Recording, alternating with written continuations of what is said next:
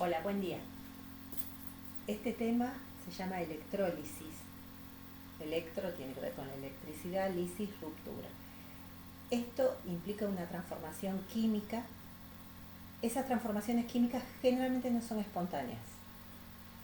Lo que hace es una descomposición. A partir de una sustancia compuesta se transforma en sustancias simples. Para esto necesita una energía extra, espontáneamente no se produce, y necesita una carga eléctrica también.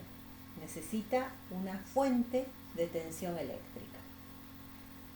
Este proceso necesita algunos conceptos muy aprendidos. Tenemos que aplicar un proceso redox, o sea, alguien se va a oxidar y alguien se va a reducir. ¿Por qué? Porque tendré una transferencia de electrones. Una parte le va a ceder electrones a la otra parte. Voy a tener una transferencia de electrones. Alguien los va a perder, alguien los va a ganar. A partir de cualquier sustancia compuesta, por electrólisis, se van a transformar en dos sustancias simples. Uno de los elementos se va a oxidar, va a aumentar su número de oxidación. El otro elemento se va a reducir, va a disminuir su número de oxidación. Así que hay una parte de redox que también ya habíamos visto. Y cuando hablamos de los números de oxidación, también. O sea, todo se relaciona con todo. Yo acá represento el gráfico del proceso que, como no se hace espontáneamente, necesita aparatos específicos. Tenemos la cuba electrolítica o celda. Dentro de esta cuba hay o una sustancia fundida, alguna sal fundida o disuelta en el agua. ¿Por qué? Porque necesito iones. Para que se produzca esa reacción necesito cationes y aniones. Dentro de esa cuba, donde hay un líquido que es el metal fundido, la sal fundida o disueltas en el agua, dentro de esto va a haber dos electrodos. Un electrodo que se le llama ánodo, que es de carga positiva. Los electrodos son metales. Se le llama ánodo al que es atraído por el anión. El anión es de carga negativa. ¿Con quién va a ser atraída? Con la zona positiva. Recuerden que para atraer tienen que ser cargas opuestas. Entonces, uno de los electrodos que se llama ánodo es el que recibe al anión. Y el otro electrodo es el que es atraído por el catión. El catión es positivo, por lo tanto, el cátodo es negativo. Entonces tendremos una zona positiva, el ánodo, y la zona negativa. Tendré una transferencia de electrones desde carga mayor a carga menor. Y en el medio tengo la fuente de tensión. Entre estos dos electrodos necesito una carga eléctrica para que esos electrones se transfieren, se puedan ir desde un electrodo al otro electrodo y reciban el anión o el catión. Esto es un dibujito muy sencillo. El dibujito va a ser parecido para cualquier tipo de reacción. Yo acá marco dos sustancias compuestas y que producen electrólisis. Entonces, yo doy un ejemplo de una sal sencilla que es el cloruro de sodio. El cloruro de sodio, igual que cualquier otra sal, está en estado sólido. Ahora, si esa sustancia la fundimos, o sea, la calentamos hasta que pase su punto de fusión, queda en estado líquido. Al estar en estado líquido, ahí sí va a liberar su catión y su anión. En cambio, en estado sólido no. Por eso, para que conduzca la corriente eléctrica, tiene que estar o fundido o disuelto en el agua. En este caso yo dije fundido. Ahí va a liberar su catión y su anión. ¿Qué es lo que va a pasar? Ese catión es atraído por el cátodo, donde va a recibir un electrón para transformarse en sodio. El anión, que es el cloruro, es atraído por el ánodo pierde electrones y se transforma en cloro. Entonces, ¿qué es lo que me pasa a mí? Que esta sustancia compuesta, que es el cloruro de sodio, me va a dar dos sustancias simples. Después, bueno, balancearemos, pero acá cuando pasa eso, a partir de una sustancia compuesta, me da sustancias simples, sí o sí voy a tener alguien que se oxida y alguien que se reduce. El que recibe electrones se llama reducción, el que pierde electrones es el que se oxida. Entonces tendré simultáneamente dos hemireacciones, una oxidación y una reducción. Y tendré, por dos cationes y dos aniones, voy a desprender 2 moles o 2 sodios y 1 de cloro. Bueno, cuando se produce esto, ¿qué es lo que me hubiera pasado? Ese anión, que es el cloro, ¿qué me va a formar? Cloro. El cloruro me va a formar cloro. El cloro es gaseoso, seguramente el gas se desprende como gas. Y el otro, el sodio, va a ir, es atraído, donde está el catión, es atraído por la zona negativa, lo que hace es, a lo mejor, formar sobre ese electrodo, va a depositar el sodio. Acá, ¿qué posibilidades tengo? Que me dé sodio y cloro, no hay otra cosa. Si yo hubiera tenido el cloruro de potasio, ¿qué me va a dar? Potasio y cloro. Si yo tengo el bromuro de litio, me va a dar litio y bromo. No me va a dar otra cosa. ¿Por qué? Porque hay un catión y un anión. ¿Qué pasa en un caso puntual que es la electrólisis del agua? El agua no es una sustancia iónica, es una sustancia covalente.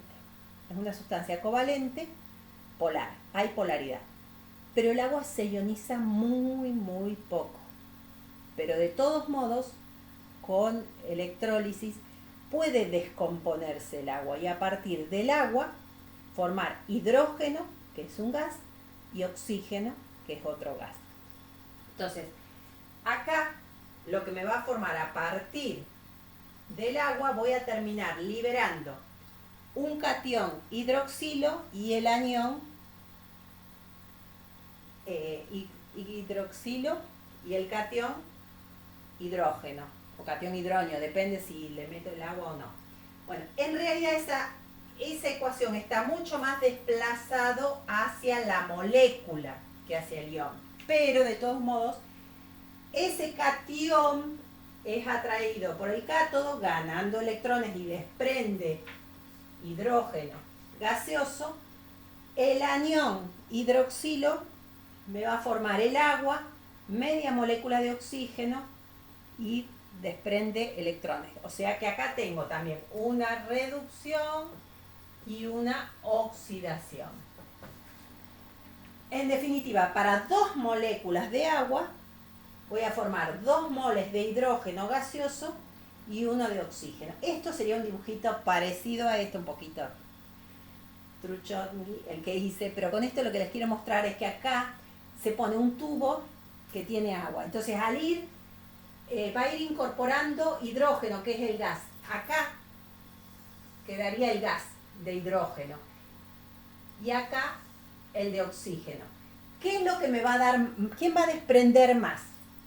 El hidrógeno. El hidrógeno es muchísimo más cantidad que el oxígeno. Por lo tanto, al ir liberando todo esto, voy a ir prendiendo mucho más hidrógeno que oxígeno. Por cada 1 litro de esto, libero 2 litros de hidrógeno.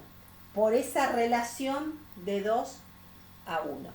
Bueno, con esto lo que quiero decir es que a mí, a partir del compuesto, obtengo las 2 sustancias simples, ahí tengo que detectar quién se oxida y quién se reduce. ¿Quién es un catión y quién es un anión? El que es catión es atraído por el cátodo, el que es anión es atraído por el ánodo. ¿Y hacia dónde se van a ir transfiriendo? De acá vamos a ver cuando tengo la sustancia solita. ¿Qué pasa si se disuelve en el agua? Ahora les voy a poner algunos ejemplos. ¿Qué es lo que tengo adentro de esta cuba? ¿Qué es lo que voy a poner ahí adentro? ¿Qué tipo de sustancias pueden producir electrólisis? Bueno, los conductores para que se produzca la electrólisis, hay conductores que se llaman de primer clase, son aquellos que conducen la corriente eléctrica pero no tienen transformación química. ¿Quiénes? Los metales. Los metales, nosotros sabemos que los metales no puedo enchufar directamente con el metal. Cuando quiero enchufar algo, siempre tengo algo de plástico alrededor, si no me va a patear un poquito. De primera clase, entonces conducen la corriente eléctrica, pero no transforman un cambio químico. Sigue siendo la misma sustancia, conduce la corriente eléctrica. Es el caso de los metales. Lo que nosotros estamos viendo es para producir la electrólisis, necesito los conductores de segunda clase. De segunda clase son los que conducen la corriente eléctrica, pero con una transformación química. O sea, implica que alguien se transforme en otra sustancia. Entonces, un poco lo que decía recién, las sustancias compuestas se transforman en sustancias simples, cada una de las sustancias que lo formaban. Entonces, tengo una transformación química y se llama, bueno, dentro de estos conductores tenemos los que se llaman electrolíticos o electrolitos primarios, pueden estar fundidos o en solución. En cualquiera de los dos casos conducen la corriente eléctrica. Los secundarios son los ácidos, que solamente conducen la corriente eléctrica cuando están en solución. Si están en estado sólido, líquido, no. Bueno, además generalmente los ácidos siempre están en solución. Bueno, y de tercer clase, que no lo vamos a dar, es los casos de los gases que están a presión muy baja. O sea, los gases a presión muy baja también pueden conducir la corriente eléctrica. Son conductores de la corriente eléctrica, pero a presión muy baja, no dentro de las presiones normales.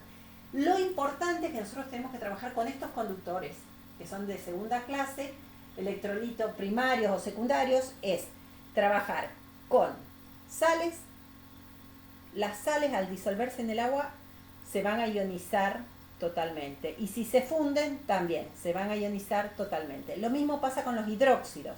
Hidróxidos de metales alcalinos, alcalino-térreo, son casi todos sólidos, fundidos dan el catión y el anión, si están disueltos en el agua también. Y los ácidos disueltos, o sea, al disolverse en el agua, van a liberar el catión, hidrógeno, y el anión que lo acompañaba. Entonces, el catión o el anión son fundamentales. El catión va a ser atraído por el cátodo, que es negativo, y el anión va a ser atraído por el ánodo, que es el electrodo positivo. O sea, con esto tengo que detectar quién va a ir con quién. ¿Y qué es lo que va a pasar? Alguien va a ganar electrones y alguien va a recibir electrones. Vamos a ver casos puntuales como ejemplo. Bueno, acá pongo algunos ejemplos donde se van a ionizar.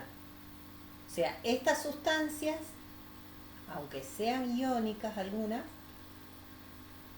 lo que hacen, si están en estado sólido, no conducen la corriente eléctrica. Pero al fundirlo o al disolverse en el agua, sí se van a ionizar. Y además, hay sustancias que son covalentes que al disolverse en el agua se pueden ionizar, porque a veces hay mucha diferencia de electronegatividad entre los elementos. El agua es un caso puntual diferente, que ahora les explico qué es. Entonces, ionización de sales. Ionización es que a partir de esa sal, que está en estado sólido, se funde, esto implica calor, directamente se ioniza totalmente hacia la derecha, te va a dar un catión y un anión en estado líquido. Yo acá usé el cloruro de sodio, te va a dar el catión sodio y el anión cloruro en estado líquido porque lo calenté. O fundido es una cosa, o disuelto en el agua. Este agua es porque está disuelto en el agua. Entonces, ¿qué va a liberar? El catión acuoso y el anión acuoso. Ahora, el agua, que es una sustancia molecular, en parte se van a ionizar. Acá hice una flechita chiquitita para allá y muy grande para allá, porque está más como molécula que como iones. Pero de todos modos, el agua puede ionizarse de alguna manera y me va a dar un catión hidrógeno y un anión hidroxilo. Entonces acá al poner el cloruro de sodio fundidos me da el catión y el anión. Cuando está disuelto en el agua me va a dar, además del catión y el anión de la sal, me dan el catión y el anión del agua. Eso es muy importante. Cuando hay 2 cationes y 2 aniones, ¿quién es el que va a ir al ánodo y quién va a ir al cátodo? No van a ir 2 cationes, va a ir uno. Vamos a ver cuál. Los hidróxidos, que también son sólidos, al fundirse me van a dar el catión y el anión, que va a ser el grupo hidroxilo. Al estar disuelto en el agua, también me va a dar el catión y el anión. Pero también incorporaremos los cationes y aniones del agua. El ácido directamente va a estar disuelto en el agua, entonces me va a dar el catión y el anión del ácido. Este es justo un ácido fuerte, así que eso va a estar totalmente desplazado hacia la derecha, se va a ionizar totalmente. Y también tengo los iones del agua. Esto es algo muy importante para poder detectar con una lista que se llama serie de reducción. Antes, en mi época, se hablaba de la serie de oxidación. Ahora se usa toda la serie de reducción. ¿Qué quiere decir reducción? Una reducción es una disminución de carga o de número de oxidación. Eso implica una ganancia de electrones. Entonces, no es que me tengo que estudiar los valores realmente. Me van a dar una lista de esos valores. Ahora yo voy a escribir algunos de esos valores. Y esos valores me van a permitir saber de estos 2 cationes quién se va a reducir, de estos 2 aniones quién se va a oxidar. Ahora vamos a ver cómo puedo calcular eso. Bueno, acá yo anoté una serie, una lista del potencial de reducción, se une la unidad de volts.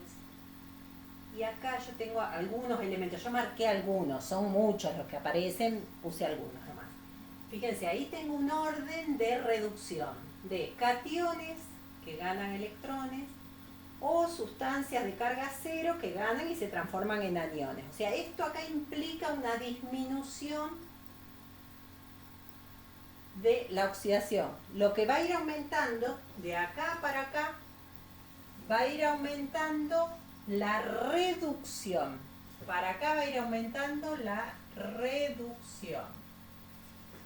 Lo contrario sería, para arriba va subiendo los elementos que tienen tendencia a oxidarse. O sea que los elementos no pueden ocurrir simultáneamente 2 reducciones. Voy a tener una oxidación y una reducción. Para que la reacción sea espontánea, tiene que oxidarse el que está más arriba en la serie, porque tiende a oxidarse, frente al que está más abajo, que es el que se reduce. Eso lo van a aplicar mucho también para pilas, más que para esto. Cuando yo tengo sustancias simples, como acá que tengo el cloruro de sodio o tengo el agua, lo que hace es ionizarse, me va a dar un catión y un anión. Lo que tengo es un catión y un anión. El catión es el que se va a reducir y el anión es el que se va a oxidar, sí o sí simultáneamente. No importa la serie, yo sé que quién se va a oxidar, el que puede, y se va a reducir el que puede. Por lo tanto, el catión se va a ir al cátodo, se va a reducir. Y el anión va a ir al ánodo, donde se va a oxidar. Simultáneamente se van a producir estas dos cosas. Por lo tanto, el sodio se va a formar y el cloro también se va a formar. Después, bueno, balancearemos esa ecuación. Pero mi única posibilidad es que el catión sodio me dé sodio y el anión cloruro me dé cloro gaseoso. Para el agua pasa lo mismo. Me va a dar el catión y el anión. El catión va a formar el cátodo, se va a reducir, va a ganar electrones y va a desprender hidrógeno. El anión, que es el grupo hidroxilo, es el ánodo, es el negativo, va a ir al ánodo y se va a oxidar, va a perder electrones. ¿Qué me va a terminar formando? Me va a terminar formando hidrógeno gaseoso y oxígeno gaseoso, que después haré un balanceo. En estos casos, si yo vengo de una sustancia y lo fundo, la única posibilidad es que me dé los dos elementos formando sus sustancias simples. El problema, que es lo que quiero que ahora analicemos, es qué pasa si yo pongo la sustancia acuosa. Si está acuosa, yo adentro de la cuba voy a tener el catión y el anión de la sal o del hidróxido o del ácido y el catión hidrógeno y el anión hidroxilo. Entonces vamos a ver quién se va a oxidar y quién se va a reducir. Voy a tener dos posibilidades. Vamos a ver qué pasa con esto. Bien, entonces, si yo tenía una sustancia sola que te da un catión y un anión, ya sé quién se va a oxidar y quién se va a reducir. El problema es si tengo esa solución disuelta en el agua, o sea, acuosa. Por ejemplo, ese mismo ejemplo, el cloruro de sodio, pero en solución. Cuando ocurre eso, voy a tener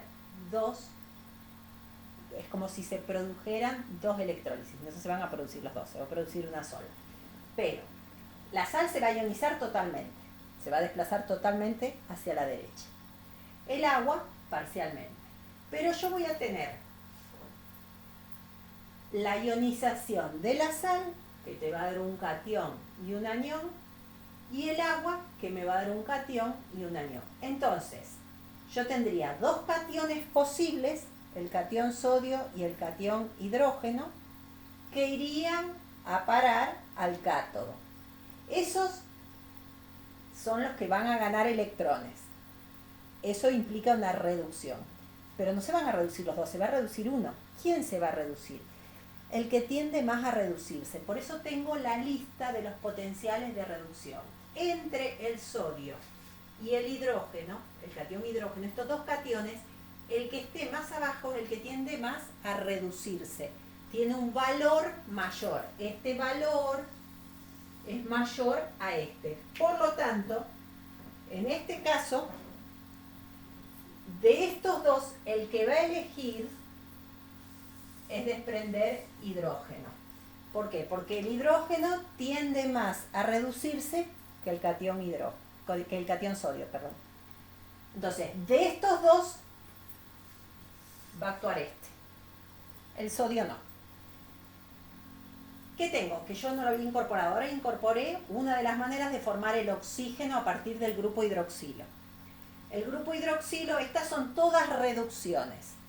Pero yo no puedo tener todas reducciones. Estos dos aniones lo que tienen que hacer es oxidarse, o sea, perder electrones. Esto que yo tengo son todas reducciones. Esto se va a oxidar, tengo que invertir la ecuación y va a cambiar la carga. Entonces, esto es una oxidación del cloruro y forma el cloro. Ese potencial el de reducción vale más, pero esto produce una oxidación porque va al ánodo. Se oxida, cambia la carga, menos 2,36. El OH, que yo lo había puesto acá, tiene un valor de oxidación de 0,82. Tendría que estar por acá. Por lo tanto, ¿quién se va a oxidar? El que esté más arriba. Comparando estos dos, debería actuar de estos dos el OH. Y me va a terminar formando oxígeno. Si esa solución es diluida, perfecto. A partir de cualquier sal disuelta en el agua, lo que me va a dar es el hidrógeno, grupo hidrógeno, me va a dar el hidrógeno gaseoso, el anión OH me va a terminar formando el oxígeno gaseoso. Voy a tener como si fuera una electrólisis del agua. Entonces, ¿cómo se puede hacer la electrólisis del agua cuando es tan complicado producir la electrólisis del agua que no es iónica? Bueno, disolviéndole una sal al agua, ahí va a producir la electrólisis del agua. Ahora, ¿qué pasa si esa solución está muy concentrada? Porque estos valores no están tan lejanos. Entre el sodio y el hidrógeno hay mucha diferencia. Entre el cloro y el OH no hay tanta diferencia. Entonces, si la solución está muy concentrada, puede ser que en lugar de el OH termine reaccionando el cloro. Entonces, va a reaccionar con el cloruro y desprende cloro. Si desprende cloro, lo que a mí me va a quedar es el catión sodio, el anión hidroxilo. Entonces voy a desprender hidrógeno gaseoso, cloro gaseoso, y en la solución me va a quedar hidróxido de sodio. Esto depende si la solución está muy concentrada o poco concentrada. Para esos casos seguramente les van a decir deposita cloro o deposita hidrógeno o deposita oxígeno. Algunos son más obvios que otros. Y cuando se produce esa electrólisis yo voy a aplicar algo como si fuera estequiometría, sin aplicar estequiometría, sin tener la ecuación balanceada. Y les quiero dar algo que es más fácil. Dos leyes muy importantes. Bueno, y a partir de dos leyes de Faraday podemos aplicar, sin utilizar estequiometría, sin balancear ecuaciones, podemos saber qué masa se va a depositar en el ánodo y en el cátodo, en proporcional. Eso va a depender de la cantidad de electrones que desprende cada uno. Por tanto, la primera ley es que la masa de una sustancia que se desprende si es un gas o se deposita si es algún sólido que deposita en el electrodo, ¿qué es lo que va a pasar? Eso va a ser proporcional a la carga eléctrica. ¿Cuánto de cargas eléctricas va a depositar?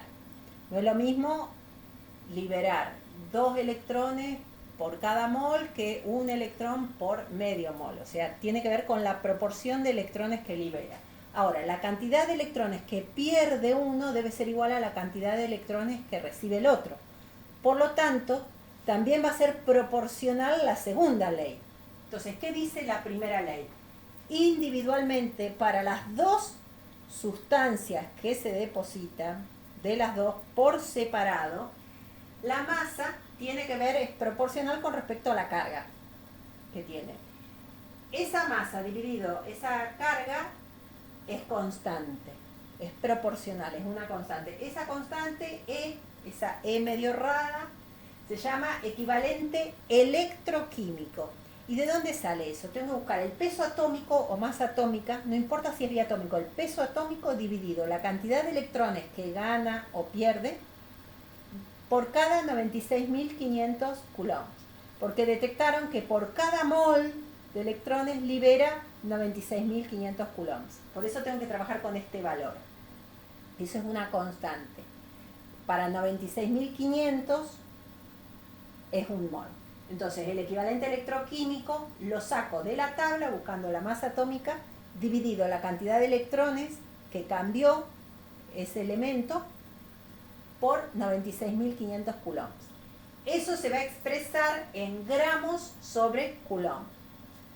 Ahora, coulombs, esa unidad se mide a veces por intensidad y tiempo. Entonces se mide qué intensidad tenía, cuánto tiempo demoró en depositar. Entonces yo pude derivar esto.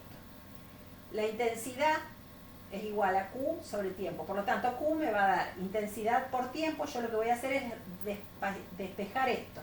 Esta Q la voy a reemplazar por intensidad y tiempo. Y esa masa, la masa de cada sustancia va a ser igual a el equivalente electroquímico, que es este valor que les expliqué recién, por la intensidad por el tiempo.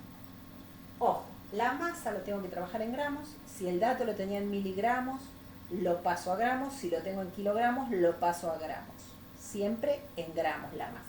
El equivalente electroquímico me va a quedar la unidad en gramos sobre coulomb. La intensidad se mide en amper. Si me dan en miliamper, lo tengo que pasar a amper, ojo. Y el tiempo. El tiempo se tiene que trabajar en segundos. Si me lo dieron en una hora, bueno, tengo que ver, una hora tiene 60 minutos por 60 segundos. Tiene que estar en segundos. Y amper por segundo es coulomb. Así que la masa en gramos, el equivalente electroquímico que es gramos sobre coulomb, y acá me da amper por segundo, ampere y segundo, simplifico junto con coulomb. Y el resultado me va a quedar en gramos. O me piden la masa, o me piden la intensidad, o me piden el tiempo. Tengo que despejar.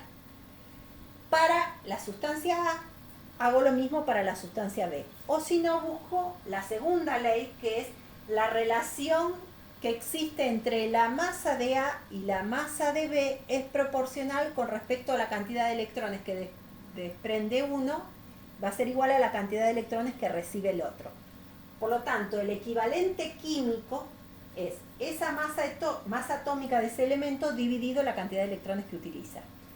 Entonces, la masa de la sustancia A sobre la masa de la sustancia B, o el elemento B, va a ser proporcional al equivalente de A sobre el equivalente de B. Pueden verlo así, o si no, pueden ver por ahí también que la masa de A sobre el equivalente, la masa de A sobre el equivalente de A va a ser igual a la masa de B sobre el equivalente de B. Voy a tener 3 datos y una incógnita y tengo que despejar lo que tendré que despejar ahí. Bueno, esto espero que lo puedan haber entendido bien. Cualquier duda, busquen, hay otros videos que están relacionados con esto. Suscríbanse que hay otros temas también. Chau, chau.